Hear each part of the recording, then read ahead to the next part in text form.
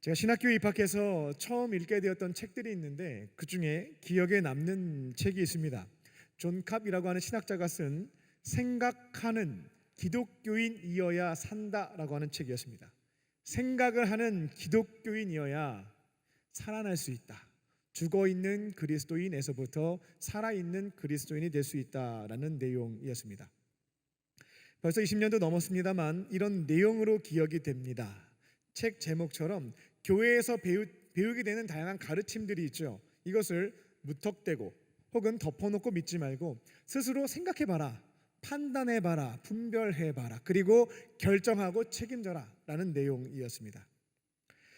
그 책을 읽고 난 뒤에부터 지금까지 교회에서 배웠던 가르침에 대해 아무런 문제의식 없이 수용했던 점에 대해서, 그리고 앵무새처럼 목사님이 말씀해 주시면 철자 하나 틀리지 않고 그대로 전달했던 제 모습을 반성할 수가 있었고요.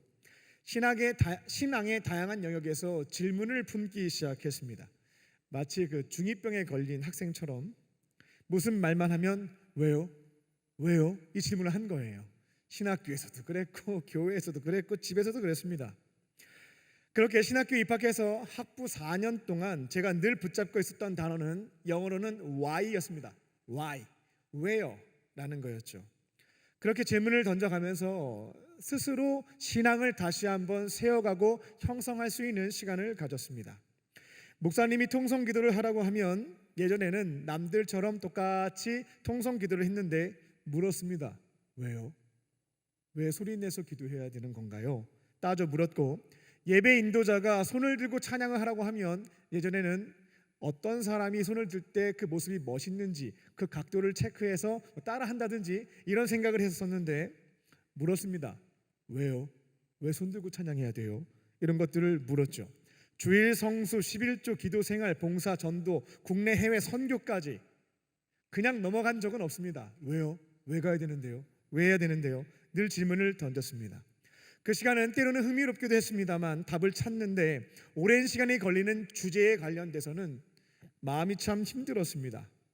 예수님의 인성과 신성에 대한 고민, 삼위일체가 어떻게 가능하겠는가라는 고민, 종교다원주의 사회에서 어떻게 기독교만이 유일한 진리가 될 수 있을까라는 질문들, 여기에서 답을 찾는데 몇 년의 시간이 걸렸고 그 기간은 참으로 심적으로 부담되고 어려운 시간들이었습니다. 그런데 그렇게 하나씩 질문에 대한 답을 찾아가면서 내 신앙이 견고하게 형성되어지는 것들을 경험할 수가 있었습니다.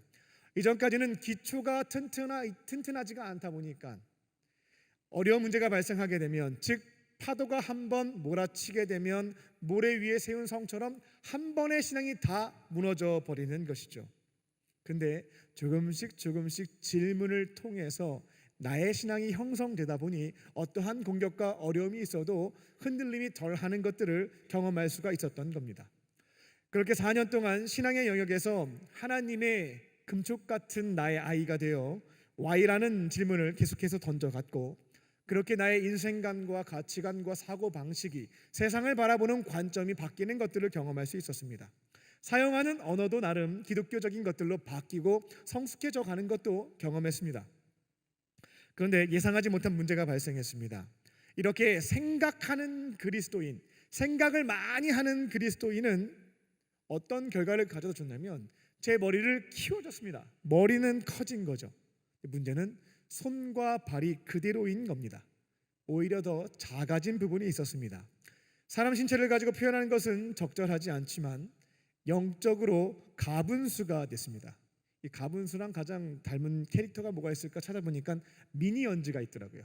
그러니까 신학교 4년은 저를 이제 미니언즈로 만들어준 거예요.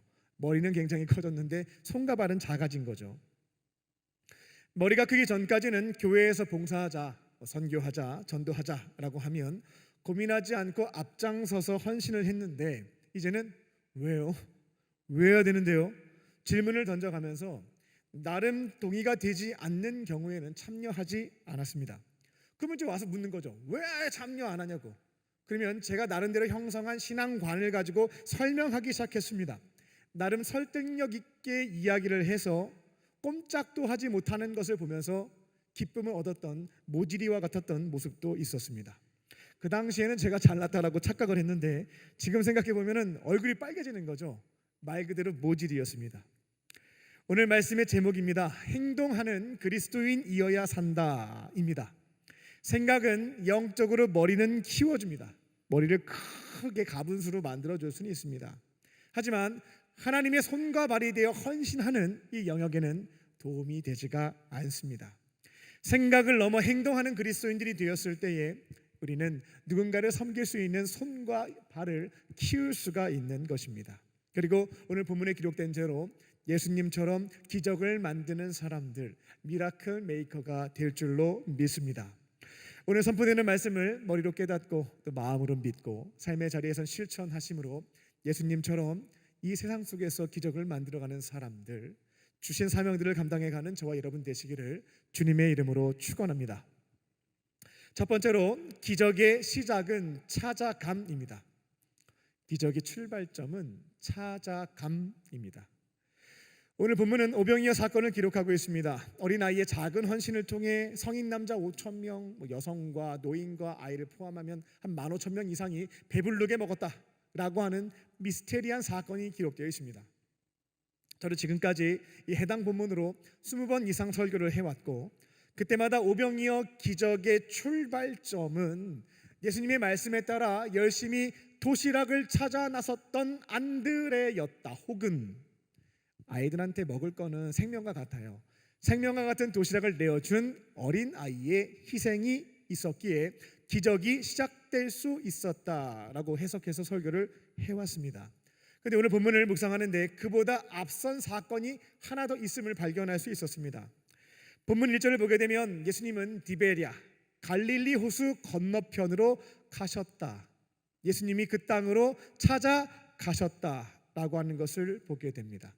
즉 기적의 출발점은 예수님의 찾아가심, 찾아감에 있었다라는 것입니다. 갈릴리 바다 혹은 갈릴리 호수라고 얘기하는데 엄밀하게는 호수가 맞습니다. 바다 아니에요. 그런데 그 당시 근동 지역에 물이 워낙 귀하기도 하고 호수가 너무 크니까 그 당시의 사람들은 바다라고 불렀습니다. 그래서 성경을 보면 갈릴리 호수, 갈릴리 바다, 디베랴 바닷가 다 같은 말입니다.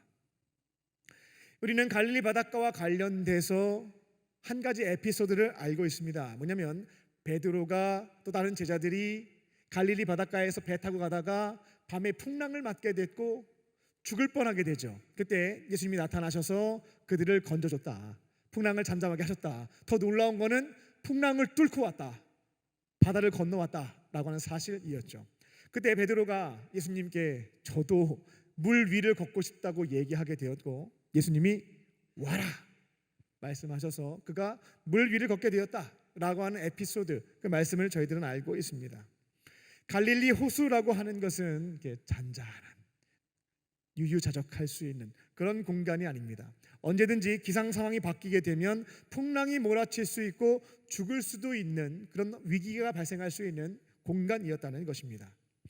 그러니까 지금 예수님이 매우 아름다운 호수를 좋은 요트를 타고 건너가신 게 아닙니다.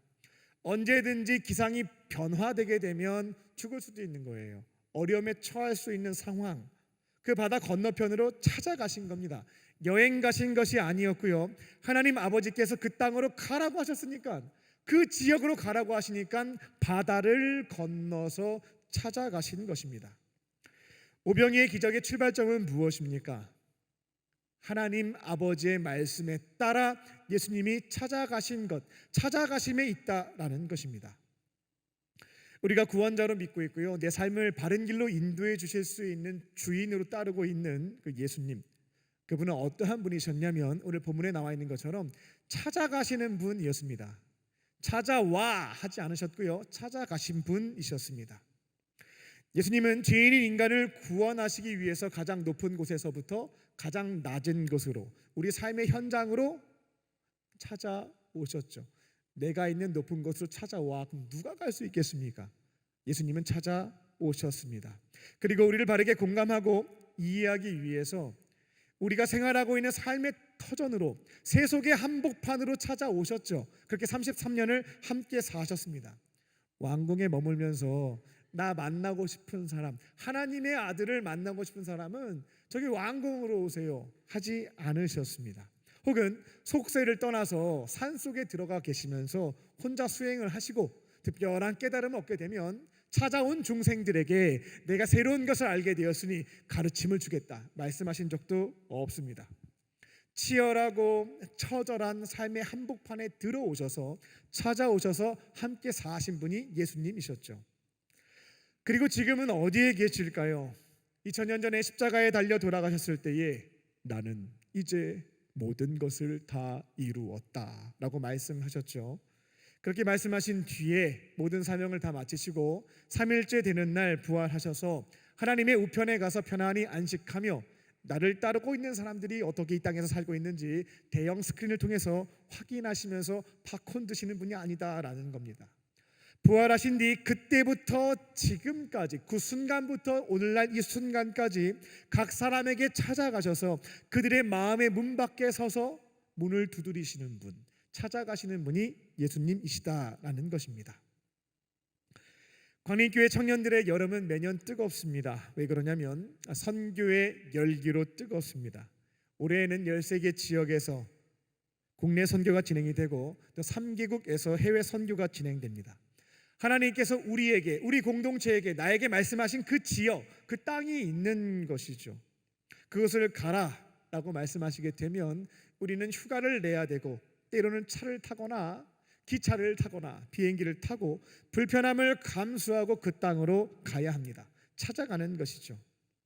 하지만 아버지 하나님께서 말씀하셨기에 나에게 감동을 주셨기에 때로는 바다를 건너가는 것처럼 어렵고 여러 가지 불편함과 어려움이 예상된다 할지라도 아버지 하나님께서 말씀하셨고 감동 주셨기에 우리는 그것으로 찾아가는 것입니다.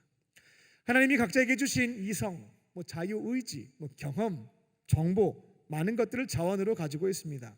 그리스도인들은 나에게 주신 하나님의 자원을 안 되는 이유를 찾는데 사용하지 않습니다. 하나님이 말씀하셨고 나에게 감동 주셨다라고 한다면 내가 가지고 있는 자원으로 이 일을 이루기 위한 방법을 찾는데 사용하는 것이죠. 근데도 답이 없어요. 이런 경우는 기대하는 겁니다. 도무지 감당할 수 없는 이 영역에 대해서는 하나님의 말씀에 따라 찾아가는 자들에게 어떻게 일하실지를 기대하면서 기다려 보는 것이죠. 하나님이 우리에게 말씀하시고 감동을 주셨다면 기다리지 않습니다. 그들이 찾아올 때까지 머물러 있지 않습니다. 찾아가서 주시는 사명을 감당하며 오늘 본문에 있는 것처럼 예수님과 함께 기적을 만들어내는 미라클 메이커가 되시기를 주님의 이름으로 축원합니다. 두 번째로 기적의 과정은 바라봄입니다. 기적이 진행되는 과정에서 중요한 포인트가 있는데 이것은 바라봄입니다. 오늘 본문과 동일한 내용을 기록한 다른 복음서들, 신약 성경의 다른 책들을 보게 되면 예수님은 오늘 그 지역에서 배불리 먹이신 것만 하지 않고요, 세 가지 사역을 감당하신 것을 확인해 볼 수가 있습니다. 인간 전체를 영혼과 육체 두 가지로 나눠서 설명할 수도 있겠고요, 영과 혼과 육 세 가지로 구분해서 설명하기도 합니다.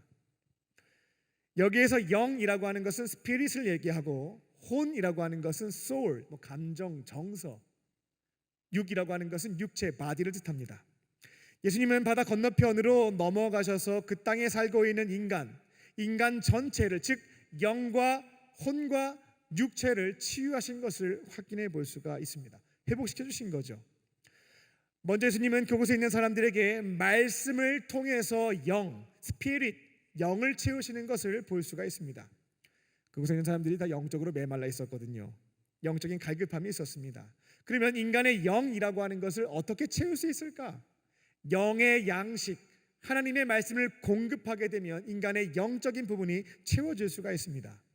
오늘 본문과 평행 본문인 누가복음 9장 11절을 보게 되면 예수님은 그들에게 말씀을 가르쳐 주셨다. 어떠한 말씀이었냐면 하나님 나라를 가르쳐 주셨다라고 하는 것을 확인해 볼 수가 있겠습니다. 지금 이스라엘 백성들은 누가 지배하는 나라에서 살고 있냐면 로마의 황제가 지배하는 세상에 살고 있죠. 식민지 지배를 당하고 있었으니까요. 로마 황제는 그들에게 하나님 외에 나도 신이야, 나도 같이 함께 섬겨 우상 숭배를 명하였고, 높은 세금으로 식민지 지배 국가 사람들을 착취하고 억압하였습니다. 고통당했죠. 그리고 그 당시 이스라엘을 실제로 다스리고 있었던, 지배하고 있었던 왕은 그들과 같은 혈통이 아닙니다. 이방 나라 에돔 출신의 크리스마스 성극에 늘 등장하는 헤롯이라고 하는 이방인이 왕이 되어 이스라엘을 다스리고 있었거든요. 로마 황제에게 잘 보여서 이 정치력을 발휘해서 자기랑 같은 핏줄도 아닌데 이방 사람이 유대인들의 왕이 되어 통치했던 겁니다. 화려한 왕궁에서 호의호식하는 것 외에는 관심이 없었던 인물이었습니다. 그러니까 이스라엘 민족에게는 치욕 그 자체였죠. 이방 사람의 지배를 받는다라고 하는 것. 그리고 이스라엘을 실제로 운영하고 있었던 세력은 그 당시의 기득권자였던, 종교 기득권자였던 사두개인들이었는데, 예수님의 말씀을 보게 되면 그들은 사람들에게 율법과 추가적인 규정들을 막 주어져서 짐을 어깨에 놓게 하였고 손가락도 움직이지 않았던 사람들이었습니다. 그리고 자신들은 뒤에서 불법적인 방식으로 이익을 취했던 자들이었죠. 이처럼 황제의 나라, 헤롯의 나라, 사두개인의 나라에서 착취와 억압과 폭력 속에 살고 있는 자들에게 예수님은 하나님의 나라가 시작되었습니다 라고 하는 것을 알려주신 거죠. 하나님이 통치하시는 그 나라가 이제 시작되었습니다. 그리고 이후에 완성되게 될 텐데, 이 하나님의 나라는 왕의 나라, 황제의 나라, 사두개인의 나라와는 다르다라는 것을 말씀해 주셨죠. 하나님의 나라는 사랑과 공의의 하나님이 통치하시는 나라이고, 그 안에 속한 백성들은 복잡할 거 하나도 없다고, 이 한 가지만 잘하면 되는데 그게 뭐죠? 우리 그리스도인들은 알 텐데요. 하나님 나라에 속한 사람들은 이거 한 가지 잘하면 되는 거거든요. 뭐냐면 사랑입니다. 사랑. 그거를 가르쳐 주셨죠. 하나님 나라에서 그분의 백성들은 하나님을 사랑하는 것이고, 내 곁에 있는 사람들을 내 몸처럼 아끼고 사랑하는 것, 이거 하면 됩니다. 그렇게 살아가면 필요한 모든 것을 더해 주시는 것을 경험하게 될 거예요. 이것을 가르쳐 주신 거죠. 이 말씀을 통해 그들의 영적인 질문과 갈급함을 채워주신 것이 예수님이셨습니다. 두 번째로 하신 일은 병자를 고쳐주셨죠. 그렇게 그들의 소울, 그들의 혼을 치유해 주신 겁니다.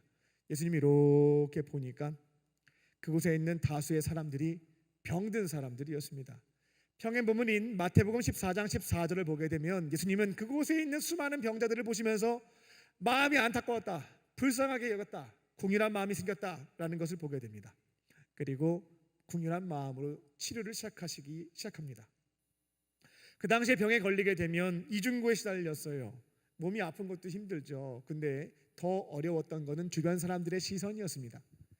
왜 저 사람이 질병에 걸렸을까라고 하면 저희는 병원에 가서 진단을 좀 받는, 또 바이러스가 원인이 될 수도 있겠고요, 스트레스가 원인이 될 수 있겠고요, 이런 원인을 정확하게 찾을 수가 있었을 텐데 고대 사회에서는 그렇지가 못했습니다. 그 당시에 사람들이 왜 질병에 걸리는가라는 것을 어떻게 풀었냐면 죄져서 신에게 벌 받았다 라고 하는 인식을 갖고 있었습니다. 그래서 병에 걸리게 되면 이중고예요. 몸 아픈 것도 서럽고 사람들이 나를 죄인 취급하고 신에게 버림받았거나 징계를 받은 상황이다 보니까 마음도 힘든 것입니다. 예수님이 이렇게 보니까 이중고를 겪고 있는 병자들이 너무나 많았던 거죠. 그래서 그들에게 다가가서 육체를 돌봐주시면서 병을 고쳐주셨습니다. 이거는 육체를 치유한 것뿐만 아니라 당신들이 이제 제사함 받았어요. 하나님의 징계가 끝났어요. 이제는 자유하시면 됩니다. 그들의 아픈 마음을 회복시켜 주신 사건이었습니다. 그리고 세 번째로 하셨던 것은 먹을 것을 주셨습니다. 인간의 바디, 육이라고 하는 것을, 이 배고픔의 문제를 해결해 주셨습니다. 평행 본문인 마가복음 6장 35절을 보게 되면 예수님이 오병이어 기적을 일으킨 시점이 나오죠. 해가 저물어 가는 그때에 사람들한테 말씀도 가르쳐 주시고 병다도 치유해 주시고 워낙 사람들이 많았으니까요, 시간이 빠르게 흘러간 겁니다. 그러니까 저녁 시간이 되었던 거죠. 예수님이 이렇게 쭉 보니까 가난한 사람들이 대부분인 거예요. 도시락도 없고 먹을 것도 없고 굶주린 사람들이 대다수였다라는 겁니다. 이걸 그냥 보낼 수가 없는 거죠. 그래서 오병이어의 기적을 통해서 그들의 배고픔을 배불리 먹고 12강주리가 남을 정도로 눈치 보면서 먹어도 되나 이런 게 아니에요. 마음껏 먹어도 이만큼 남을 수 있게 풍성하게 대접해 주신 것을 보게 됩니다. 우리는 예수님의 발자취를 따라가는 그리스도인들입니다. 우리는 예수님이 내게 말씀하시는 곳이 있어요. 말씀하시는 곳이 있다면 그 부탁하신 곳으로 찾아갑니다. 그리고 무엇을 하시면 되냐면 바라보면 됩니다. 내가 찾아간 그곳에서 하나님이 만나게 하시는 영혼들, 나와 함께 살고 있는 그 사람들을 바라보는 것입니다. 그게 바로 저와 여러분들이 감당해야 되는 중요한 사명인 거죠. 그들을 지켜보는 겁니다. 그렇게 지켜보다 보면 예수님이 주시는 마음이 있어요. 지금 저들은 영적인 갈급함이 있다, 스피릿을 채워야 된다라고 한다면 말씀을 전하고 가르치는 것을 통해서 영의 양식을 제공하는 것이죠.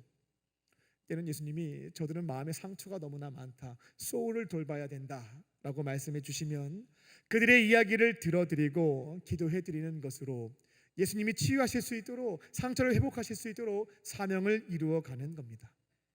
때로는 그들의 육체를 돌봐라, 바디를 돌봐야 된다라고 하시면 맛있는 음식도 준비해서 대접을 하고, 대접할 때는 예수님처럼 먹고 남을 정도로 대접을 하는 거죠. 아픈 곳이 있다라고 하면 육체를 돌봐도 드리고, 때로는 병원에 안내해서 치료받을 수 있도록 도와주는 것입니다. 여러분이 파송받은 가정과 교회와 일터에서도 마찬가지입니다. 우리는 그곳에서 나와 함께 살고 있는 사람들을 바라보지 않는 그런 문제에 직면할 때가 있습니다. 내 곁에 있는 사람들은 바라보지 않고 늘 누구만 바라보냐면, 대중가요 중에 나만 바라봐 이런 노래 있죠. 잘은 모르겠지만 나만 바라보는 거예요. 나만 바라봐. 당연히 이웃을 내 몸처럼 아끼고 사랑하려면 내 몸을 먼저 돌보고 아낄 줄 알아야 되겠습니다. 나의 영혼과 나의 육체를 사랑으로 돌볼 줄 알아야 되겠죠. 중요한 것입니다. 그런데 이 균형감은 놓치면 안 되겠습니다. 나를 바라보는 것처럼 내 곁에 있는 사람들도 바라봐야 된다는 것이죠. 그들을 바라보게 되면 예수님이 주시는 마음이 있습니다. 영혼을 돌봐라. 저 마음을 돌봐야 된다. 육체를 돌봐라. 그러면 그때 남은 것은 능력을 구하고 내 안에 계신 예수님과 함께 순종하는 것인 줄로 믿습니다. 파송받은 삶의 자리에서 내 곁에 있는 사람들, 앞으로 선교지를 가든 어떤 지역을 가든 그곳에 머물러 있는 사람들을 바라보시고요, 예수님이 주시는 마음에 따라 순종하심으로 주어진 사명을 감당하며 기적을 만들어가는 미라클 메이커가 되시기를 주님의 이름으로 축원합니다.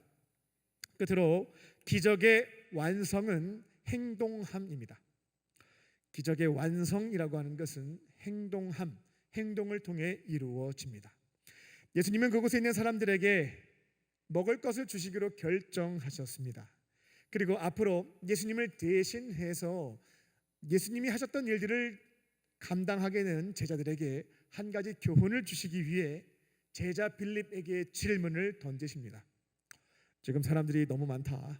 근데 대부분 가난한 사람들이 있다.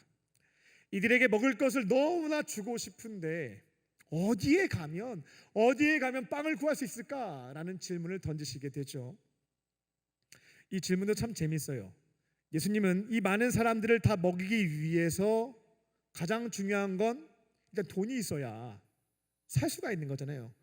돈이 많이 들 것이고 돈이 필요한 상황인데 이 점에 대해서는 제자들에게 이 사람들 다 먹으려면 돈이 얼마나 들까? 그 돈이 있니? 이런 걸 묻지 않으신 겁니다. 예수님이 생각하신 것은 빵집이 어디 있는지만 찾으신 거예요. 돈을 마련하는 것은 중요하게 생각하지 않으셨습니다. 부차적인 문제에 불과했다라는 거죠. 근데 빌립은 예수님의 말씀을 들으면서 무슨 생각을 했냐면, 진짜 우리 예수님은, 우리 스승님은 세상 물정을 너무나 모르셔. 정말 대책이 안 서는 분이셔 라는 생각을 했던 겁니다. 지금 빵집이 어딨냐가 중요한 게 아니잖아요. 빵집이 있으면 뭐예요? 우리 돈이 없는데 가서 빵을 살 돈이 없는 거거든요. 돈이 없는데 지금 문제의 본질은 우리 또한 돈이 없어서 빵을 살 수 없음에 있는데, 이거는 생각 안 하시고 어느 빵집 가면 살 수 있는지 이거 말씀하고 계신다라고 판단했던 거죠. 그래서 답변을 보게 되면 아주 자랑스럽게 이 본질적인 문제를 짚어드리는 것을 볼 수가 있겠습니다. 선생님, 지금 중요한 건요, 빵집이 어디 있는지 찾는 게 아니라 200데나리온, 지금 돈으로 환산하면 이 사람들 다 먹으려면 2천만 원 필요해요. 2천만 원 없습니다. 이것을 말씀을 드렸던 거죠. 빌립은 뿌듯했을 겁니다. 우리 대책에 앉으시는 세상 물정 모르시는 우리 예수님이신데 내가 좀 정확한 조언을 해드렸어 라고 생각을 했을 거예요. 그 옆에 있던 제자들도 그래, 지금 빵집 찾는 게 문제야? 돈도 없는데? 이 생각도 똑같이 했을 겁니다. 그리고 그 이후에 제자들은 무엇을 했냐면 아무것도 안 했습니다. 굶주린 사람들 빵 살 돈이 없는데 할 수 있는 게 아무것도 없는 거잖아요. 그래서 아무것도 안 했습니다. 아무것도 하지 않으면 아무 일도 일어나지 않는다라고 박명수 씨가 말했나요? 아무 일도 일어나지 않았던 거죠. 그 중에 안드레라고 하는 제자가 있었습니다. 그는 예수님이 가난한 사람들에게 먹을 걸 너무 주고 싶어 하시는 걸 안 거죠. 근데 다른 제자들이 말한 것처럼 우리도 돈이 없는 거예요. 무엇을 먹을까, 무엇을 마실까, 무엇을 입을까 매일 고민했던 게 제자들이었거든요. 가지고 있는 돈이라고 하는 것은 일용할 양식 사는 것 외에는 없었던 자들이었습니다. 그러니까 안드레가 생각해봐도 답이 없다 생각을 했는데 포기하지는 않았습니다. 안드레는 지금 내가 할 수 있는 것이 완벽한 답안을 찾는 것은 아니지만 주님이 원하시는 것을 말씀하셨으니까 내가 할 수 있는 게 작은 일이라 할지라도 뭔가를 했다라는 것이죠. 열심히 뛰어다녀서 어린 아이의 도시락 하나 가지고 왔던 것이 안드레였습니다. 안드레도 이것 가지고는 주님이 원하시는 대로 이 많은 사람들 먹일 수 없다는 걸 너무 잘 알고 있어서 본문을 보게 되면 예수님 이제 갖고 오긴 했는데 이것 가지고 뭐가 되겠습니까? 라고 이야기하는 것도 확인해 보실 수가 있습니다. 근데 예수님은 그 도시락을 들고 감사 기도를 하신 뒤에 떡과 물고기를 나눠주기 시작하시는데 그곳에 모여있었던 사람들이 5천 명이 배부르게 먹고 남았다. 이와 같은 기적이 일어나게 됩니다. 우리는 그리스도인입니다. 주님이 가라고 하시는 곳이 있다면 찾아가는 사람들인 것이죠. 그리고 그곳에 머물러 있는 영혼들을 바라보는 사람들입니다. 바라볼 때 주시는 사명에 순종하는 자들인 거죠. 가끔 예수님이 나의 상황을 미처 모르시는지 감당할 수 없는 나의 한계, 내가 갖고 있는 자원으로는 도무지 할 수 없는 말씀과 명령을 주실 때가 있다라는 겁니다. 그때 빠르게 계산하고 포기하는 자들이 있고요. 안드레처럼 비록 내가 아무리 열심히 뛰어다녀도 이 문제를 해결할 수 없다 할지라도 지금 내가 감당할 수 있는 것을 찾아서 드리는 자들이 있다라는 것입니다. 그처럼 안드레처럼 반응하고 행동함이 있을 때 결과에 대해서는 예측할 필요 없어요. 내 능력으로는 오병이어로 한 명 먹이겠지만 그것을 통해서 전능하신 예수님이 역사하시면 5천 명, 5만 명도 먹일 수가 있는 거거든요. 결과는 맡겨드리고 주어진 것에 최선을 다하는 자들에게 기적이 일어나게 될 줄로 믿습니다. 현대판 오병이어의 기적이 어디에 있을까? 기도하면서 구글 검색했습니다. 유튜브 검색도 해봤고요. GPT한테도 물어봤는데 슈바이처 박사 시대 외에는 나오지가 않아요. 정말 옛날에 오병이어와 관련된 내용들이 있는데 현대판 오병이어 검색해 보세요. 내용이 거의 없습니다. 너무 전하고 싶은데 없는 거죠. 그때 성령님께서 멀리서 찾지 말고 가까이에서 찾아라 라는 생각을 주셔서 하나 찾았습니다. 현대판 오병이어의 기적이 일어나고 있는 공동체죠. 저는 전 세계에 제가 알고 있는 정부와 범위 안에서 이런 공동체는 딱 하나 있다라고 보는데요. 매년 해외에 1개 교회 이상을 건축하는 청년 공동체는 제가 아는 범위 내에서는 없습니다. 지금까지 64개의 교회를 건축을 했는데 이런 생각도 해봤습니다. 지금까지 전 세계에 있는 교회 중에서 교회 역사상 해외에 64개의 교회를 건축한 공동체가 있었을까? 기네스북 확인하실 줄 아는 분 계신가요? 제 방법을 몰라서 못 찾아봤어요. 근데 확인하고 싶었습니다. 전 세계에 64개의 교회를 건축한 청년 공동체가 있을까? 없을 것 같더라고요.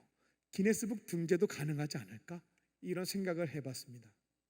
그리고 중요한 것은 한 사람의 헌금으로 지은 것이 아니라 5,000원, 1,000원, 만원, 2만원 청년들이 해외 교회에 건축하기 위해서 각자의 오병이어를 매달 드리고 있습니다. 그리고 그 오병이어가 모아지게 되었을 때 1년에 1개 이상의 교회를 해외 건축하고 있는 것이죠. 63번째 교회 건축이 완료되어 8월 달에 이제 필리핀에 들어가서 봉헌 예배를 드리게 됩니다. 그리고 네팔에 64번째 교회 건축도 시작이 되었습니다. 지금 현대판 오병이어가 제가 담당하고 있는 부서에서 일어나고 있는데 이건 제가 모르고 열심히 구글 검색만 하고 있었어요. 보니까 여기에서 일어나고 있구나 깨닫게 됐습니다.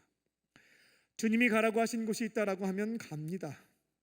그리고 그곳에서 함께 살고 있는 만나게 되는 자들을 바라보는 것입니다. 그때 주시는 감동이 있다면 나에게 있는 것이 오병이어밖에 되지 않는다 할지라도 드리면 됩니다. 내가 드린 오병이어가 무슨 의미가 있을까? 의미가 있습니다. 전능하신 하나님이 그 뜻에 따라 오병이어를 드리는 자에게 역사하시면 현대판 오병이어의 기적의 주인공들이 될 줄로 믿습니다. 이 믿음을 가지고 말씀하신 곳으로 가서 그 영혼들을 바라보시고 내게 있는 오병이어를 드리는 것을 통해 기적을 체험하고 기적을 만들어가는 저와 여러분 되시기를 주님의 이름으로 축원합니다.